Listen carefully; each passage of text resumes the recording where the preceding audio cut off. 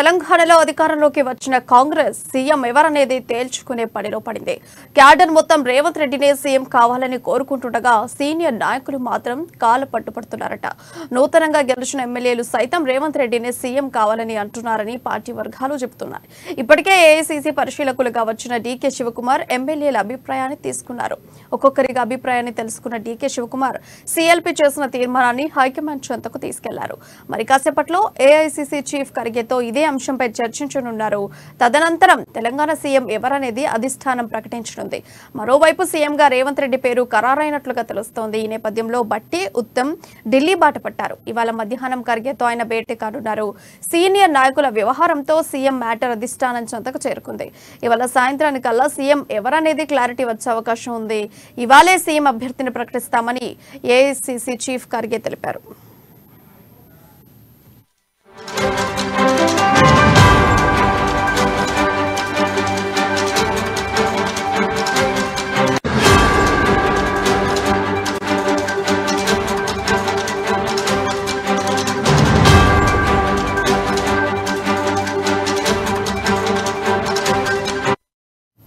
Breaking news చూస్తున్నాం. తెలంగాణలో అధికారంలోకి వచ్చిన కాంగ్రెస్ సీఎం ఎవరనేది తేల్చుకునే పనిలో పడింది.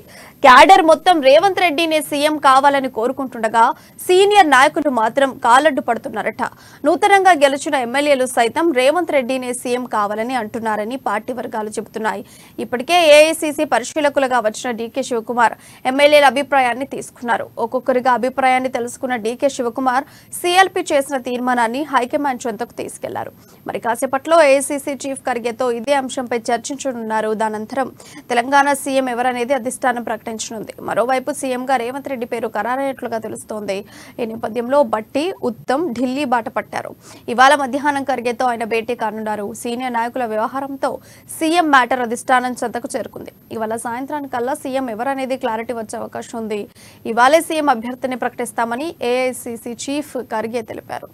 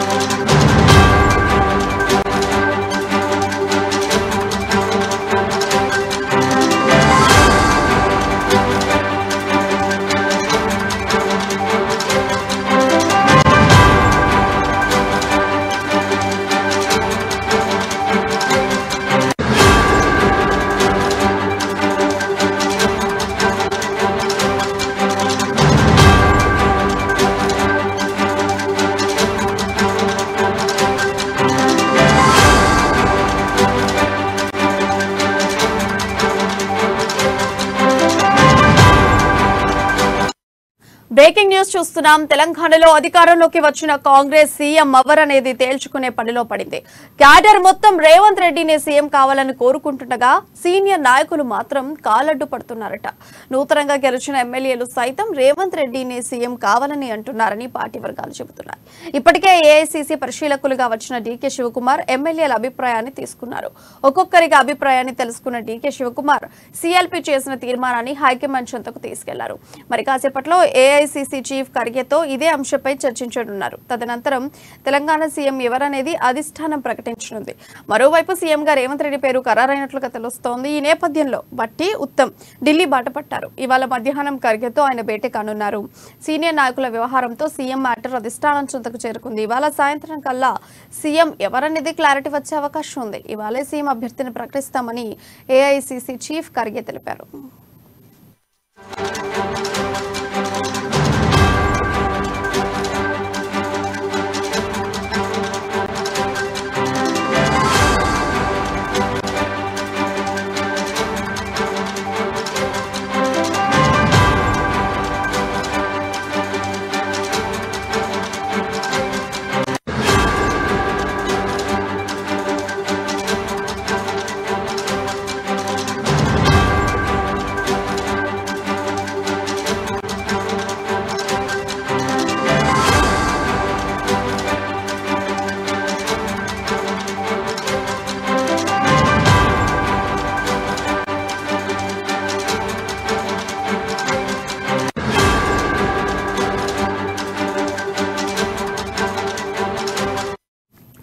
తెలంగాణలో అధికారంలోకి వచ్చిన కాంగ్రెస్ సీఎం ఎవరనేది తేల్చుకునే పనిలో పడింది. అయితే క్యాడర్ మొత్తం రేవంత్ రెడ్డిని సీఎం కావాలని కోరుకుంటుండగా సీనియర్ నాయకులు మాత్రం కాలెడ్డు పెడుతున్నారట. ఇక ఇదే అంశంపై మరింత సమాచారం మా ఇన్పుట్ ఎడిటర్ శ్రీనివాస్ లైవ్ ద్వారా తెలియజేస్తారు. శ్రీనివాస్, చెప్పండి, అసలు కాంగ్రెస్ పార్టీ తరఫున ఎవరిని సీఎం చేద్దామని, అసలు దీని గురించిన అప్డేట్స్ ఏంటి? రైట్ ప్రియా, చూస్తున్నాం కదా, కాంగ్రెస్ పార్టీ అధికారంలోకి వచ్చింది. అయితే సీఎం కోసం కొంత తర్జన భర్జన అయితే పడుతున్నారు. నిన్న ఏదైతే గెలిచిన అభ్యర్థులతోని ఎమ్మెల్యేలతోని సమావేశం జరిపారు. సమావేశంలో ఏదైతే గెలిచిన ఎమ్మెల్యేలు ఏదైతే అభిప్రాయం తెలియజేశారో అభిప్రాయాన్ని అంతా కూడా ఇక్కడ వచ్చిన మనకి డీకే శివకుమార్ కావచ్చు, అదేవిధంగా ఠాకరే కావచ్చు, వీరి అభిప్రాయాలు తీసుకెళ్లి ఏఐసీసీ సభ్యులకు కూడా చెప్పడం జరిగింది. ఏఐసీసీ సభ్యులు కూడా వీళ్ళంతా కూడా ఇప్పుడు కాంగ్రెస్ అధిష్టానం ముందు ఈ ప్రస్తావన ఉంచబోతున్నారు. అయితే నిన్న చూసాము, నిన్న ఎమ్మెల్యేలు మెజారిటీ ఎమ్మెల్యేలందరూ కూడా రేవంత్ తరపునే ఉన్నట్లు మనకి స్పష్టంగా సమాచారం ఉంది. అదేవిధంగా ఎమ్మెల్యేలతో భేటీ అయ్యే ముందుగా డీకే శివకుమార్ పార్టీ ముఖ్య నేతలు, సీనియర్ నేతలు కూడా భేటీ కావడం జరిగింది. ఉత్తమ్ కుమార్ రెడ్డి, భట్టి, అదేవిధంగా రాజగోపాల్తో కూడా భేటీ అయ్యారు. వీరి అభిప్రాయాలను కూడా తీసుకోవడం జరిగింది. అయితే వీరి అభిప్రాయాలను తీసుకుంటూనే ఏదైతే మెజారిటీ ఎమ్మెల్యేల అభిప్రాయం ఏంటి అనేది కూడా అక్కడ తీసుకోవడం జరిగింది. అయితే కొంతమంది పేర్లను కాంగ్రెస్ అధిష్టానానికి పంపించడం జరిగింది. అందులో పిసిసి చీఫ్ రేవంత్ రెడ్డి పేరు, ఉత్తమ్ కుమార్ రెడ్డి పేరు, అదేవిధంగా మనం చూసుకుంటే కనుక బట్టి విక్రమార్క పేరు, ఇక సీనియర్లు ఎవరైతే ఉన్నారో పార్టీకి సంబంధించిన సీనియర్లు కావచ్చు, ఇతర పార్టీల నుంచి వచ్చిన సీనియర్లు కావచ్చు, దాదాపుగా 19 మంది పేర్లు అక్కడ కేంద్ర పార్టీ అధిష్టానానికి పంపించడం జరిగింది. వీరిలో సిఎల్పి నేత ఎవరు ఉండాలన్న దాని మీద క్లారిటీ ఇవ్వాలని చెప్పేసి కూడా అక్కడ కోరడం జరిగింది. అయితే ఇప్పటికి కూడా నిన్ననే 2 దఫాలుగా ఏఐసీసీ మీటింగ్ జరిగింది. ఇది ఏఐసీసీ మీటింగ్లో ముఖ్యమంత్రి ఎవరనే దాని మీద ఒక క్లారిటీ వస్తుందని భావించారు. మరోవైపు చూసుకుంటే కనుక హైదరాబాద్ రాజ్భవన్లో కూడా ఏదైతే ప్రమాణ స్వీకారానికి ఏర్పాట్లన్నీ జరుగుతున్నాయి, నిన్ననే నిన్న ఉదయం నుంచి మధ్యాహ్నం నుంచి కూడా ఏర్పాట్లు చేశారు ప్రమాణ స్వీకారానికి సంబంధించి. కానీ సాయంత్రం వచ్చేటప్పటికి క్లారిటీ వచ్చింది, అంటే నిన్న ప్రమాణ స్వీకారం ఉండలేదు అనేది మాత్రం స్పష్టమైంది. ఈరోజు ప్రమాణ స్వీకారం ఉంటుందని చెప్పేసి కూడా తెలిసింది. అయితే ఈ మేరకు రాజ్భవన్లో కూడా ఏర్పాట్లు చేయడం జరిగింది. కానీ ఇప్పటికి కూడా కేఏసీసీ నుంచి ముఖ్యమంత్రి ఎవరన్న దాని మీద క్లారిటీ రాలేదు. అయితే కొద్దిసేపటి క్రితం ఏఐసీసీ అధ్యక్షుడు మల్లికార్జున ఖర్గే మీడియాతో మాట్లాడుతూ ఈరోజు మధ్యాహ్నం వరకు కూడా దీనికి సంబంధించి ఒక క్లారిటీ వస్తుంది, మధ్యాహ్నం సీల్డ్ కవర్లో దీనికి సంబంధించి ఇక్కడ రాష్ట్రానికి పంపిస్తామని చెప్పేసి కూడా ఖర్గే మీడియాకి చెప్పడం జరిగింది. మొత్తానికి చూసుకుంటే కనుక ఏఐసీసీ నుంచి నిర్ణయం వస్తే కానీ ముఖ్యమంత్రి అభ్యర్థి ఎవరనేది మాత్రం ఇంకా క్లారిటీ రాదు. అయితే ఒకటి ఇక్కడ మెజారిటీగా కాంగ్రెస్ పార్టీ గెలిచిన అభ్యర్థులు ఎవరైతే ఉన్నారో వారిలో కావచ్చు, అదేవిధంగా రాష్ట్రంలో ఉన్న పార్టీ కార్యకర్తలు కావచ్చు, అదేవిధంగా ఇక్కడ ఉన్న ప్రజలు కావచ్చు, ఓటర్లు కావచ్చు, వాళ్ళంతా కూడా రేవంత్ రెడ్డిని చూసి మాత్రమే కాంగ్రెస్ పార్టీకి ఓటేశారనేది ఇక్కడ మనకి స్పష్టంగా తెలుస్తుంది. సీనియర్లు ఉండొచ్చు కాక, కానీ ఇక్కడ రేవంత్ రెడ్డి ఏదైతే గత 6 నెలలుగా పార్టీకి సంబంధించిన కనిపించిన పర్ఫార్మెన్స్ ఏదైతే ఉందో ఆ పర్ఫార్మెన్స్కి ఓటర్లు రేవంత్ రెడ్డి వైపు మొగ్గు చూపారు. అందుకోసమే కాంగ్రెస్ పార్టీ గెలుపు సాధ్యమైంది అనేది మాత్రం ఇక్కడ ప్రజల్లో కావచ్చు, అదేవిధంగా పార్టీ కార్యకర్తల్లో కావచ్చు నెలకొని ఉంది. ముఖ్యంగా పార్టీ కార్యకర్తలని ఒక తాటి మీద నడిపించి పార్టీ కార్యకర్తలని ఏదైతే పార్టీ కోసం పనిచేసేలాగా ఏదైతే వెనక నుంచి అందించిన ప్రోత్సాహం ఏదైతుందో ఆ ప్రోత్సాహమే కాంగ్రెస్ పార్టీ విజయానికి కారణమైందని చెప్పేసి కూడా పార్టీ కార్యకర్తలు గట్టిగా నమ్ముతున్నారు. అందుకోసమే రేవంత్ రెడ్డి సీఎం కావాలని చెప్పేసి కూడా చాలామంది, అంటే దాదాపుగా 70-80% మంది పార్టీ కార్యకర్తలు నేతల అభిలాషలాగా మనకు కనిపిస్తుంది. ప్రియా, ఇప్పుడు చూసుకుంటే రేవంత్కే ఎందుకు సీఎం పదవి కట్టబెట్టాలని అనుకుంటున్నారు? అంటే ఆ అబిలిటీ ఆయనకు ఉందా? అసలు ఆయన్ని ఏ ప్రకారంగా చూసి అనుకుంటున్నారు? రైట్ ప్రియా, ఇక్కడ మనం ఖచ్చితంగా చూడాల్సింది ఏంటంటే రేవంత్ రెడ్డికే సీఎం పదవి ఎందుకు ఇవ్వాలంటే చాలా కారణాలు చెప్పొచ్చు. 1 కాదు 2 కాదు, పార్టీకి సంబంధించి ఎన్నో కారణాలు మనం చెప్పాల్సి. ఎందుకంటే కాంగ్రెస్ పార్టీ పరిస్థితి ఏంటి, సరిగ్గా 6 నెలల క్రితం కాంగ్రెస్ పార్టీ పరిస్థితి ఏంటి అనేది ఒకసారి మనం బేరీజు వేసుకుంటే కనుక ఎందుకు రేవంత్ రెడ్డికి సీఎం పదవి ఇవ్వాలనేది మనకి క్లారిటీ వస్తుంది. ఎందుకంటే ఒక 6 నెలల ముందు చూసుకుంటే కనుక కాంగ్రెస్ పార్టీ పరిస్థితి రాష్ట్రంలో అప్పుడు జరిపిన సర్వేల ప్రకారం చూసుకుంటే కనుక కాంగ్రెస్ పార్టీకి 20 స్థానాల లోపు 25 స్థానాల లోపు మాత్రమే ఉండేది. కానీ 25 స్థానాల లోపు ఉన్న పార్టీని ఒక్కసారిగా మనకి 65 స్థానాలకు తీసుకురావడం అనేది ఆషామాషి వ్యవహారం కాదు. 6 నెలల పాటులో అందులోకి రేవంత్ రెడ్డి పదవి బాధ్యతలు చేపట్టిన తర్వాత, పిసిసి అధ్యక్షుడిగా పదవి బాధ్యతలు చేపట్టిన తర్వాత కాంగ్రెస్ పార్టీ పరిస్థితి చాలా దయనీయంగా ఉండే పరిస్థితి. ఆ పరిస్థితుల్లో బీజేపీ ఒకవైపు దూకుడు పెంచుతోంది, మరోవైపు బీఆర్ఎస్ పార్టీ తను అప్రతిహతంగా ముందుకు వెళ్తున్న పరిస్థితి. అలాంటి పరిస్థితుల్లో కాంగ్రెస్ పార్టీ పరిస్థితి చాలా దయనీయమైన పరిస్థితి. అలాంటి పరిస్థితుల్లోనే రేవంత్ రెడ్డి పార్టీ పగ్గాలు చేపట్టడం జరిగింది. ఉత్తమ్ కుమార్ పిసిసి అధ్యక్షుడిగా ఉన్నప్పుడు ఉత్తమ్ కుమార్ని తప్పించి రాహుల్ గాంధీ హయాంలోనే రేవంత్ రెడ్డికి పార్టీ కీలక బాధ్యతలు అప్పగించారు. ఆ తర్వాత రేవంత్ రెడ్డి పార్టీలో ఉన్న అనేక లోపాలను లోటుపాట్లను సరిదిద్దుకుంటూ రావడం జరిగింది. పార్టీని ఘాటిన పెట్టాలంటే పాదయాత్ర చేయాలని చెప్పేసి కూడా భావించడం జరిగింది.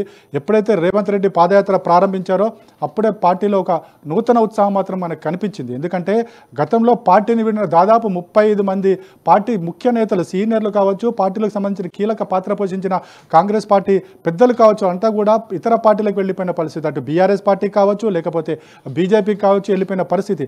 అలాంటి పరిస్థితిలో కాంగ్రెస్ పార్టీ పరిస్థితి చాలా దయనీయమైన పరిస్థితులు ఉన్నప్పుడే రేవంత్ రెడ్డి పార్టీ పగ్గాలు చేపట్టారు. పార్టీ పగ్గాలు చేపట్టిన తర్వాత ఆయన పాదయాత్ర చేస్తున్న ప్రతి ఒక్కరిని కూడా టచ్ చేయడం జరిగింది. ఘర్ వాపసీ పేరుతో పార్టీని విడిన నేతలను మళ్ళీ పార్టీలోకి తీసుకొచ్చే ప్రయత్నాలు, కృషి ఆయన చేస్తున్నారు. ఆ క్రమంలోనే భాగంగానే పార్టీ మరి బలపడుతూ రావడం జరిగింది. ఎన్నికల నాటికి ఏదైతుందో ఎన్నికల నాటికి పార్టీని పూర్తి స్థాయిలో బలోపేతం చేసి ప్రజల ముందు ఉంచడం జరిగింది. అయితే ఇందులో మనం ఇందులో చాలా కొన్ని కాంగ్రెస్ పార్టీకి ప్లస్ వచ్చినవి కూడా ఉన్నాయి. వాటిని కూడా మనం చర్చించుకోవాల్సిన అవసరం ఉంది. ఎప్పుడైతే బీజేపీ ఒక 5 నెలల క్రితం చూసుకుంటే కనుక రాష్ట్రంలో బీఆర్ఎస్ తర్వాత బీజేపీ ఎక్కువ పెర్ఫార్మెన్స్ ఉండేది. ఎందుకంటే అప్పుడు బండి సంజయ్ అధ్యక్షుడిగా ఉండేవారు. బండి సంజయ్ పార్టీని ఒక దూకుడుగా తీసుకెళ్లి ప్రజల్లోకి తీసుకెళ్లి బీజేపీని బీఆర్ఎస్ తర్వాత బీజేపీ సెకండ్ ప్లేస్ అనే విధంగా తీసుకెళ్లిన పరిస్థితి ఉంది. కానీ అది కాంగ్రెస్ పార్టీ అదృష్టమో రేవంత్ రెడ్డి అదృష్టమో చెప్పలేం. కానీ ఎప్పుడైతే బండి సంజయ్ని పార్టీ అధ్యక్ష బాధ్యతలను తప్పించారో అప్పుడు బీజేపీ పతనం ప్రారంభమైంది. At the same time Congress party పెరుగుదల ప్రారంభమైంది. అయితే ఈ పెరుగుదలను క్యాష్ చేసుకోవాలి అంటే ఈ పెరుగుదలని పార్టీ వైపు తిప్పుకోవడంలో రేవంత్ రెడ్డి చాలా కీలకంగా వ్యవహరించారని చెప్పొచ్చు. ఎవరైతే పార్టీని వీడిన ముఖ్య నేతలు బీజేపీలో ఉన్నారో వాళ్ళందరినీ కూడా ఘర్ వాపసీ పేరుతో మళ్ళీ పార్టీలోకి తీసుకురావడం వెనుక రేవంత్ రెడ్డి కీలక పాత్ర పోషించారు. ఒక్క రేవంత్ రెడ్డే కాదు, మన బట్టి విక్రమార్క కూడా ఉన్నారు. అందులో పార్టీ సీనియర్లు కొంతమంది ఈ ప్రయత్నాలన్నీ కూడా చేసుకుంటూ వచ్చారు. కానీ ఇందులో రేవంత్ రెడ్డి పాత్రని మనము ప్రధానంగా చర్చించుకోవాల్సిన అవసరం. ఎందుకంటే రేవంత్ రెడ్డిని ముఖ్యమంత్రిని ఎందుకు చేయాలి అంటే ఇలాంటి రీజన్స్ చాలా ఉన్నాయి. పార్టీని వీడిన వారిని మళ్ళీ పార్టీలోకి తీసుకురావడము. ముఖ్యంగా చూసుకుంటే కనుక గత 6 నెలలుగా అటు కేసీఆర్ మీద, కేసీఆర్ కుటుంబం మీద పూర్తి స్థాయిలో ఏ స్థాయిలో దాడి జరిగి రేవంత్ రెడ్డి తన విమర్శలు చేశారంటే ప్రజల్లో రేవంత్ రెడ్డి చేసిన ఏవైతే వ్యాఖ్యలు కావచ్చు, ఆరోపణలు కావచ్చు, ఇవన్నీ కూడా నిజమనే రీతిలో ఇవన్నీ కూడా ప్రజల్లోకి చెప్పించడంలో రేవంత్ రెడ్డి సక్సెస్ కాగలిగారు. ఆ సక్సెస్ వల్లనే రేవంత్ రెడ్డి ఈరోజు ముఖ్యమంత్రిగా చేయడానికి ఇవన్నీ రీజన్స్గా మనం చెప్పొచ్చు. ప్రియా శ్రీనివాస్, ఇప్పుడు చూసుకుంటే రేవంత్ రెడ్డి ఒకసారి హిస్టరీ చూస్తే ఆయన జెడ్పీటీసీగా, ఎమ్మెల్సీగా, టీపీసీసీ చీఫ్గా చేయడం జరిగింది. కానీ ఇంతవరకు మినిస్టర్గా చేయడం జరగలేదు. మరి ఆయనని ఏ ప్రకారంగా కాంగ్రెస్ పార్టీ నమ్మి సీఎం పదవి కట్టబెట్టాలనుకుంటోంది?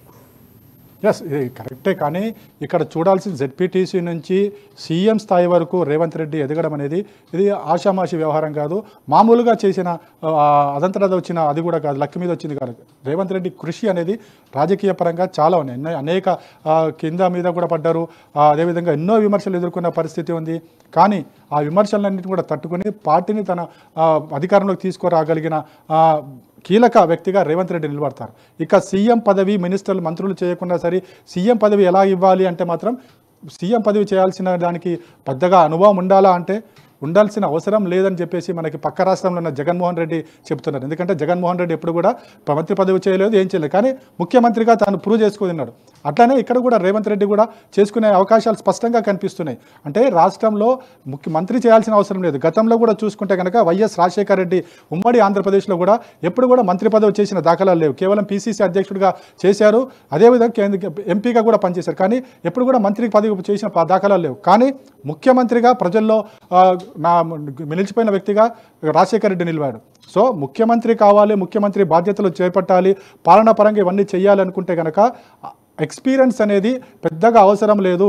ఏదైతే నాయకుడికి ఉండాల్సిన లక్షణం ఉంటే ఆ నాయకత్వ లక్షణాల ద్వారానే ప్రజల్లోకి వెళ్ళొచ్చు అని చెప్పేసి ఇదివరకు మనకి రాజశేఖర రెడ్డి కావచ్చు, జగన్ కావచ్చు, ఇతర వాళ్ళు ముఖ్యమంత్రులుగా పనిచేసిన వారు కూడా మనకి ఇవి ఒక ఉదాహరణగా తీసుకోవచ్చు. సో రేవంత్ రెడ్డికి ముఖ్యమంత్రిగా మంత్రిగా పనిచేయాల్సిన అవసరం మాత్రం ఇక్కడ లేదని మనం చెప్పొచ్చు.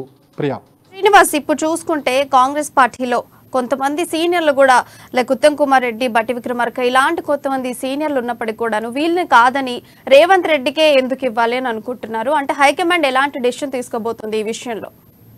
కరెక్టే. మనకు పార్టీలో సీనియర్లు చాలామంది ఉండొచ్చు. మనకి బట్టి విక్రమార్క ఉన్నారు, ఉత్తమ్ కుమార్ రెడ్డి ఉన్నారు, అదేవిధంగా మనకి చూసుకుంటే కనుక కొండా సురేఖ ఉన్నారు. ఇలా చెప్పుకుంటూ పోతే కనుక చాలామంది సీనియర్లు ఉన్నారు. వీళ్ళంతా కూడా పార్టీని నమ్ముకునే ఉన్నారు. అంటే పార్టీ గడ్డు పరిస్థితుల్లో కూడా పార్టీని ఎటుగో వెన్నుపాటు పొడవకుండా పార్టీని నమ్ముకునే, పార్టీని ప్రజల్లోకి తీసుకెళ్ళి ప్రజల్లో పార్టీని ఒక లైవ్లో ఉంచగలిగారు. కానీ ఇక్కడ మనం చూడాల్సింది ఏంటంటే పార్టీని ప్రజల్లో ఉంచగలిగారే కానీ పార్టీని అధికారంలోకి తీసుకురాగలిగేంత సత్తా వీరిలో మనకి లేదని కనిపిస్తుంది. అంటే పార్టీ వాళ్ళ సీనియారిటీని కానీ వాళ్ళ సిన్సియారిటీని కానీ మనము హేళన చేయడం లేదు. కానీ ఒకసారి మనం 2009 ఎన్నికలకు పోయి చూసుకుంటే కనుక రాజశేఖర్ రెడ్డి ఉమ్మడి ఆంధ్రప్రదేశ్లో రాజశేఖర్ రెడ్డి అధికారంలోకి తీసుకురాగలిగాడు కాంగ్రెస్ పార్టీని. అంటే అప్పుడు దాదాపుగా 188 స్థానాలు, 294 అసెంబ్లీ స్థానాలకు గాను 188 స్థానాల్లో పార్టీని అప్పుడు కాంగ్రెస్ పార్టీని అధికారంలోకి తీసుకురాగలిగాడు రాజశేఖర్ రెడ్డి. అదే తర్వాత సెకండ్ టర్మ్లో కూడా ఆ తర్వాత కూడా 154 స్థానాలతో మళ్ళీ కాంగ్రెస్ పార్టీని అధికారంలోకి తీసుకురాగలిగాడు రాజశేఖర్ రెడ్డి. ఆ తర్వాత 10 ఏళ్ల గ్యాప్ వచ్చింది.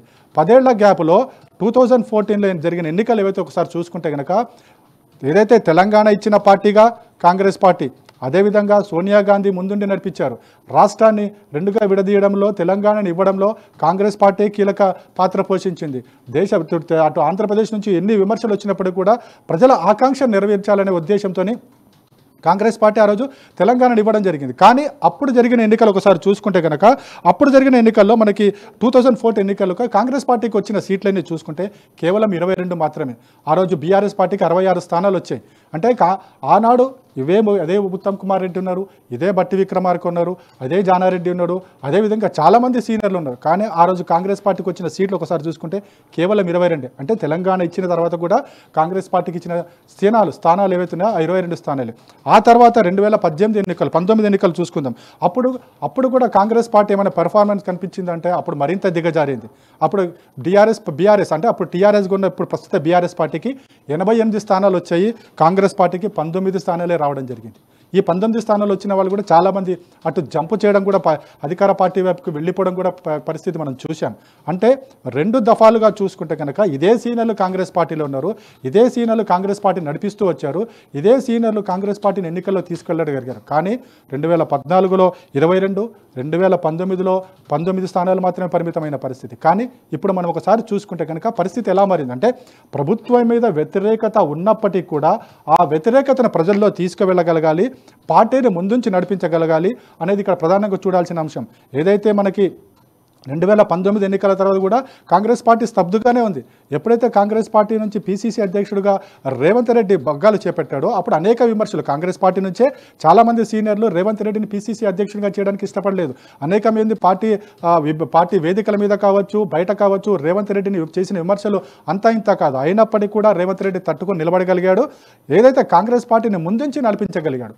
అయితే విమర్శలను తట్టుకోవడం, అదేవిధంగా పార్టీ వీడిన వారిని సీనియర్లను మళ్ళీ పార్టీలో చేర్చుకోవడం, వాళ్ళకి సముచిత స్థానం కల్పించడం, అదేవిధంగా చూసుకుంటే కనుక మనం ఒకసారి ఆలోచించవచ్చు. ఆ 2 దఫాల ఎన్నికల్లో మనం చూసుకుంటే కాంగ్రెస్ పార్టీ పెర్ఫార్మెన్స్ ఏ విధంగా ఉంది, ఇప్పుడు ఏ విధంగా ఉంది అంటే 25 స్థానాలు 6 నెలల క్రితం 25 స్థానాలకు మాత్రమే కాంగ్రెస్ పార్టీ ఉండేది. 2019లో 19 స్థానాలు మాత్రమే గెలిచిన కాంగ్రెస్ పార్టీ ఒక్కసారిగా 64 స్థానాలకు ఎదిగింది. అంటే రీజన్ ఎవరు? 6 నెలల క్రితం వరకు కూడా కాంగ్రెస్ పార్టీ 25 స్థానాల లోపలే వస్తాయనుకున్న ఏవైతే ఎగ్జిట్ ప్రీపోల్ ఫలితాలు ఉన్నాయో అవి ఒక్కసారిగా కాంగ్రెస్ పార్టీని 64 స్థానాలకు తీసుకెళ్ళడం వెనక రీజన్స్ ఏంటి అంటే మనం పార్టీ కార్యకర్తలను టచ్ చేసినా, పార్టీలో ఉన్న నేతలని, మెజారిటీ నేతలని మనం ఒకసారి వాళ్ళతో మాట్లాడినా వాళ్ళు చెప్పేది ఒకటే, ఏదైతే రేవంత్ రెడ్డి ప్రదర్శించిన దూకుడు కావచ్చు, రేవంత్ రెడ్డిని పార్టీని తీసుకువెళ్ళిన ఊపు కావచ్చు, ప్రజల్లో ఒక అధికార పార్టీ వైపు ఏవైతే విమర్శలు చేస్తున్న దాంట్లో వాస్తవాలు ఎంత అనేది చెప్పడంలో కావచ్చు, ఇవన్నీ కూడా రేవంత్ రెడ్డి చేయగలిగాడు. అందుకోసమే రేవంత్ రెడ్డికే ఆ స్థానం ఇవ్వడం సముచితం అని చెప్పేసి కూడా పార్టీ చాలామంది నేతలు భావిస్తున్నారు. ఉదాహరణకు చూసుకుంటే కనుక నిన్న ఏదైతే కాంగ్రెస్ అభ్యర్థుల భేటీ జరిగిందో అందులో కూడా దాదాపు 50 మంది, అంటే కాంగ్రెస్ పార్టీ గెలిచిన రోజునే ఒక 50 మంది కాంగ్రెస్ పార్టీ అభ్యర్థులు ఎవరైతే ఉన్నారో వాళ్ళంతా కూడా రేవంత్ రెడ్డినే ముఖ్యమంత్రిని చేయాలని చెప్పేసి ఒక తీర్మానం కూడా చేయడం జరిగింది. నిన్న మనం చూసాం డీకే శివకుమార్ రాగానే రేవంత్ రెడ్డిని కావలించుకోవడం చూసాము. అంటే ఇవన్నీ కూడా రేవంత్ రెడ్డి వల్లే సాధ్యమైనది మాత్రం ఇక్కడ స్పష్టంగా కనిపిస్తుంది. సో కాబట్టే రేవంత్ రెడ్డిని సీఎం చేయాలి, సీనియర్లు ఉన్నప్పటికీ కూడా వారికి కూడా సముచిత స్థానం కల్పించాలి, కానీ ముఖ్యమంత్రి స్థానం రేవంత్ రెడ్డికి ఇవ్వాలన్నది పార్టీ నుంచి చాలామంది ఆశిస్తున్నారు. ప్రియా, ప్రధానంగా అయితే రేవంత్ రెడ్డి టీడీపీ పార్టీ నుంచి వచ్చినటువంటి వ్యక్తి అంటే పార్టీని కాంగ్రెస్ పార్టీ స్టార్టింగ్ నుంచి కూడా దాన్ని నమ్ముకునేటువంటి నాయకులు కూడా ఎంతోమంది అందులో ఉండడం జరుగుతుంది. మరి ఇలాంటి సమయంలో టీడీపీ నుంచి వచ్చినటువంటి వ్యక్తికి సీఎం పదవిని కట్టబెడతారంటారా? ఎందుకు కట్టపెట్టకూడదు అనేది నేను కూడా ప్రశ్నిస్తాను. ఎందుకంటే టీడీపీ నుంచి వచ్చినంత మాత్రాన పార్టీని పెర్ఫార్మెన్స్లోకి నడిపించలేదా, పార్టీని ముందుంచి నడిపించలేదా? అది ఎవరి వల్లనైతే ఎవరి సహాయ సహకారాలు తీసుకుంటేనే పార్టీని అధికారంలోకి తీసుకొచ్చాడా లేదా అనేది చూడాలి. ఇప్పుడు టీడీపీ నుంచి రమ్మనేది ఎవరు అనేది కూడా చూడాలి. ఒకవైపు మనం చూసుకుందాం, ఏఐసీసీ ఏదైతే కాంగ్రెస్ పార్టీ పర్ఫార్మెన్సు మిగతా 5 రాష్ట్రాల్లో ఎందుకు కనిపించలేదు, కేవలం తెలంగాణలో మాత్రమే ఎందుకు కనిపించింది, మిగతా రాష్ట్రాల్లో ఎందుకు కాంగ్రెస్ పార్టీ ఫెయిల్ అయింది? టీడీపీ నుంచి వచ్చినంత మాత్రాన ఇంకా కాంగ్రెస్ పార్టీకి ప్లస్ అయినవి ఏంటంటే ఎప్పుడైతే ఈయన టీడీపీ నుంచి రావడం జరిగిందో టీడీపీ కార్యకర్తలను కూడా కాంగ్రెస్ పార్టీ వైపు ఆకర్షించగలిగారు. మనం చూసాం ఎప్పుడైతే రేవంత్ రెడ్డి గెలిచారని తెలిసిన తర్వాత, కాంగ్రెస్ పార్టీ గెలిచారని తెలిసిన తర్వాత ఏదైతే కాంగ్రెస్ ర్యాలీలో మనకి టీడీపీ జెండాలు కూడా కనిపించాయి. అంటే టీడీపీ నాయకులు కూడా, టీడీపీ కార్యకర్తలు కూడా రేవంత్ రెడ్డిని గెలుపు వెనక వాళ్ళు కూడా ఉన్నారనేది ఇక్కడ తెలుస్తుంది. టీడీపీ నుంచి వచ్చినంత మాత్రం టీడీపీగా రేవంత్ రెడ్డి ఏమీ చేయడం లేదు కదా అనేది కూడా చాలామంది ప్రశ్నిస్తున్నారు. సో ఇక్కడ మనం చూడాల్సింది ఏంటంటే ఏ పార్టీ నుంచి వచ్చారని కాదు, పార్టీ పగ్గాలు చేపట్టిన తర్వాత ఏదైతే పగ్గాలు చేపట్టిన పార్టీని అధికారంలోకి తీసుకురాగలిగాడా లేడా అనేది ఇక్కడ ప్రధానంగా చూడాల్సిన అంశం. ఇప్పుడు రేవంత్ రెడ్డి కూడా టీడీపీ నుంచి వచ్చినా, ఇతర పార్టీ నుంచి వచ్చినా, ఏదైతే బేస్ ఇంకో చోట ఉన్నప్పటికీ కూడా పీసీసీ అధ్యక్ష బాధ్యతలు చేపట్టిన తర్వాత కాంగ్రెస్ పార్టీ కోసం ఏదైతే అంకిత భావంతో పనిచేశాడా లేదా, పార్టీని అధికారంలోకి తీసుకొచ్చాడా లేదనేది చూడాలి. అది ఏ పార్టీ అనేది పక్కకు పడేయాలి. పార్టీ కార్యకర్తలు కూడా దాన్ని ఇప్పుడు ఎలాగో పట్టించుకోవడం లేదు. ప్రియా శ్రీనివాస్, ఇప్పుడు చూసుకుంటే కాంగ్రెస్ పార్టీలో టీపీసీసీ చీఫ్ గా ఆయన ఒక పోస్ట్ ని వచ్చినప్పటి నుంచి ఆయనకు విమర్శలు రావడం జరుగుతుంది అని మనం వింటున్నాం. మరి ఇలాంటి సమయంలో ఇప్పుడు కాంగ్రెస్ పార్టీని అంత సమన్వయం చేసి ఆయన గెలిపించడం జరిగింది, వెన్నుదన్నగా ఉండటం జరిగింది. ఇప్పుడు ముఖ్యమంత్రి ఎవరు అనేటువంటి పాత్ర వచ్చేసరికి ఈ అంశంలో ఇప్పుడు ఈ విమర్శలు అయితే ఎప్పుడైతే చేస్తున్న విమర్శలు ఇప్పుడు మళ్ళీ కొత్తగా వెల్లువెత్తుతాయంటారా? ప్రియా, ఇక్కడ ఒకటి మనం గుర్తుంచుకోవాల్సిన అవసరం ఉంది. ప్రతి రాజకీయ నాయకుడి మీద ఆరోపణలు, విమర్శలు లేకపోతే కేసులు అనేవి సహజంగానే ఉంటాయి. ఇవన్నీ లేకపోతే ఒక రాజకీయ నాయకుడు కానే కాదు. రేవంత్ రెడ్డి మీద వచ్చిన ఆరోపణలు కావచ్చు, విమర్శలు కావచ్చు, లేకపోతే ఇంకేమైనా ఆరోపణలు కావచ్చు, ఇవన్నీ కూడా రాజకీయమైన నాయకుడి మీద ఉండే విమర్శలే. అవి ప్రతి నాయకుడి మీద ఉంటాయి. వాటన్నిటినీ కూడా ఒకసారి అధికారంలోకి వచ్చిన తర్వాత పాలన చూసి మొత్తం కూడా ప్రజలు వాటిని మర్చిపోతారు. పాలననే ముఖ్యము, ప్రజలకు ఏమందించారనేది ముఖ్యము. ఎన్నికల్లో కాంగ్రెస్ పార్టీ ప్రజల ముందుకు వెళ్ళేటప్పుడు ఏదైతే హామీలు ఇచ్చిందో, 6 గ్యారంటీలు కావచ్చు, ఇతర మేనిఫెస్టోలో చెప్పిన అంశాలు కావచ్చు, అవన్నీ కూడా అందించాల్సిన బాధ్యత ఇప్పుడు ముఖ్యమంత్రిగా ఎవరైతే బాధ్యతలు చేపడతారో వారి మీద డిపెండ్ అయి ఉంటుంది. కాంగ్రెస్ పార్టీ మీద ఆధారపడి ఉంటుంది. దానికి ఏఐసీసీ కూడా పూర్తి స్థాయిలో వెన్నుదన్నుగా ప్రజల ఆలోచనలకు అనుగుణంగా, ప్రజలకు హామీలు ఇచ్చిన దానికి అనుగుణంగా పనిచేయాల్సిన అవసరం ఉంటుంది. సో ఏవైతే ఈ హామీల వెనుక రేవంత్ రెడ్డి కూడా ఉన్నారు కాబట్టి రేవంత్ రెడ్డిని ప్రజలే నమ్ముతున్నారు, కార్యకర్తలు నమ్ముతున్నారు. రేవంత్ రెడ్డిని చూసే ఓట్లు కూడా పడ్డాయి అనేది మాత్రం ఇక్కడ మనకి క్షేత్రస్థాయిలో తెలుస్తున్న అంశం. ప్రియా శ్రీనివాస్, ఇప్పుడు ప్రస్తుత పరిస్థితులను బట్టి చూస్తే రేవంత్ రెడ్డికి కాంగ్రెస్ పార్టీలో సీఎం అవ్వాలని ఎంత మేరకు పాజిటివ్ ఎనర్జీ ఇస్తున్నారు, ఎంత మేరకు సపోర్ట్ చేస్తున్నారు కాంగ్రెస్ పార్టీ నాయకులు? కాంగ్రెస్ పార్టీ నాయకులు చూసుకుంటే కనుక ఏఐసీసీ నుంచి మాత్రం రేవంత్ రెడ్డికి పూర్తి స్థాయిలో మద్దతు ఉందని మాత్రం స్పష్టంగా తెలుస్తుంది. ఎందుకంటే డీకే శివకుమార్ ఇక్కడ రావడము, ఇక్కడ ఉన్న ఎన్నికల పర్ఫార్మెన్స్ కావచ్చు, ఏదైతే రేవంత్ రెడ్డి కనపరిచిన తీరు కావచ్చు, ఇవన్నీ కూడా పార్టీ శ్రేణులకు, ఏఐసీసీ శ్రేణులకు ఖచ్చితంగా తెలుసు. ఎందుకంటే ప్రియాంక గాంధీ రావడం జరిగింది, రాహుల్ గాంధీ రావడం జరిగింది, సోనియా గాంధీ, ఖర్గే, ఇలా ప్రతి ఒక్కరు కూడా రాష్ట్ర కాంగ్రెస్లో జరుగుతున్న డెవలప్మెంట్ చూసుకుంటూ వచ్చారు. ఈ డెవలప్మెంట్ వెనుకున్న వ్యక్తి ఎవరో చూసుకుంటూ వచ్చారు. కాబట్టి ఏఐసీసీ నుంచి మాత్రం లైన్ పూర్తిగా క్లియర్గానే ఉందని చెప్పొచ్చు. ఇక రాష్ట్రానికి వస్తే కనుక పార్టీలో కొంతమంది సీనియర్లు ఉన్నారు. సో సీనియర్లు కాస్త ఇబ్బంది పడుతున్న పరిస్థితి. సో వాళ్ళని సముదాయించే ప్రయత్నం నిన్న డీకే శివకుమార్ చేశారు. అదేవిధంగా ఈరోజు ఉదయమే మనకు చూసుకుంటే కనుక డీకే శివకుమార్తో పాటుగా ఉత్తమ్ కుమార్ రెడ్డి, బట్టి కూడా ఢిల్లీకి వెళ్ళడం జరిగింది.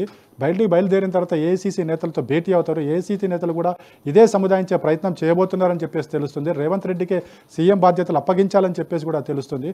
సో ఇవన్నీ చూసుకుంటే కనుక పార్టీ సీనియర్లని కూడా ఒక సముచిత స్థానం కల్పిస్తూనే రేవంత్ రెడ్డిని ముఖ్యమంత్రిని చేస్తారనే ఒక ఆశ మాత్రం పార్టీ కార్యకర్తల్లో ఉంది. ప్రియా రైట్ శ్రీనివాస్, ఇంకా చూసుకుంటే మీరు ఇందాక అన్నట్టు ఏఐసీసీ ప్రోత్సాహం వల్లే గెలుపు కాంగ్రెస్ పార్టీకి సాధ్యమైందని నేతలు అనడం జరుగుతుంది.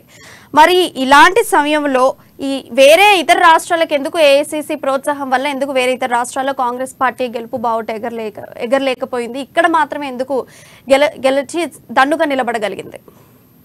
ఇదే మనం చూడాల్సింది. ఎందుకంటే తెలంగాణతో పాటుగా మిగతా 5 రాష్ట్రాల ఎన్నికలు కూడా జరిగాయి. 5 రాష్ట్రాల ఎన్నికలు కూడా ఏఐసిసి జాతీయ కాంగ్రెస్ తీవ్ర స్థాయిలో కృషి చేసింది. రాజస్థాన్లో అధికారంలో ఉండేది, మధ్యప్రదేశ్లో అధికారంలోకి రావాలని చాలా ప్రయత్నాలు చేసింది. ఎక్కడా కూడా ఈ స్థాయిలో తెలంగాణలో కనపరిచిన స్థాయిలో పర్ఫార్మెన్స్ కనిపించలేదు. అంటే రాజస్థాన్లో ఏదైతే అధికారంలో రావడానికి చాలా దూరం, ఇంకా చాలామంది ఎమ్మెల్యేలు అవసరం ఉండేది. మధ్యప్రదేశ్లో కూడా అదే పరిస్థితి, ఛత్తీస్గఢ్లో కూడా అదే పరిస్థితి. చూసుకుంటే కనుక ఈ 3 రాష్ట్రాలు అంటే తెలంగాణకు సంబంధించి 4 రాష్ట్రాలను చూసుకుంటే కనుక ఏఐసిసి పూర్తి స్థాయిలో అక్కడ కూడా పనిచేసినప్పటికీ కూడా ఒక్క తెలంగాణలో ఎందుకు సక్సెస్ కాగలిగిందంటే ఇక్కడ లీడర్షిప్ క్వాలిటీస్, ఎవరైతే అధికారం చేపట్టే దిశగా పిసిసి కాంగ్రెస్ చీఫ్గా రేవంత్ రెడ్డి ఏవైతే పూర్తి స్థాయిలో తన భుజాల మీద కాంగ్రెస్ పార్టీని వేసుకుని, రాష్ట్ర కాంగ్రెస్ని వేసుకుని ముందుంచి నడిపించాడు కనుకనే ఆ సక్సెస్ సాధించగలిగాడు. గతంలో రాజశేఖర్ రెడ్డి ఏదైతే కాంగ్రెస్ పార్టీకి ఒక విశ్వాసము నమ్మకం కలిగించగలిగాడో సేమ్ అదే విశ్వాసము నమ్మకము ఏఐసిసి పెద్దలకు రాహుల్ మనకి రేవంత్ రెడ్డి కలిగించగలిగారు. కాబట్టి ఆ విజయం సాధ్యమైంది. దాన్ని ప్రజల్లో తీసుకెళ్లడంలో రేవంత్ రెడ్డితో పాటు సీనియర్లు కావచ్చు, అదేవిధంగా కొత్తగా వచ్చిన వారు కావచ్చు, వారంతా కూడా సహకారం ఉంది. వారి సహకారం లేదనడం లేదు, కానీ వాళ్ళంతా కూడా పూర్తిగా సహకరించారు.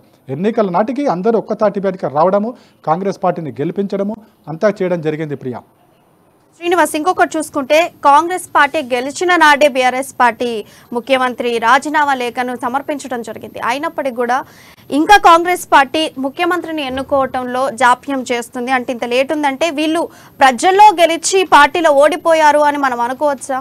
అసలు దీన్ని ప్రజలు ఎలా చూస్తున్నారు? అదేం లేదు. అంటే కాంగ్రెస్ పార్టీకి సంబంధించి కొన్ని విధానపర నిర్ణయాలు ఉంటాయి. ఆ విధానపర నిర్ణయాలు మనం చూడాల్సిన అవసరం ఉంది. అంటే ఎప్పుడైతే పార్టీలో గెలిచిన తర్వాత అభ్యర్థులందరూ అభిప్రాయాన్ని కూడా తీసుకుంటారు, ఏకవాక్య తీర్మానం ఉంటుంది. దాని ప్రకారం అభ్యర్థులు ఏం కోరుకుంటున్నారో తీసుకుంటారు.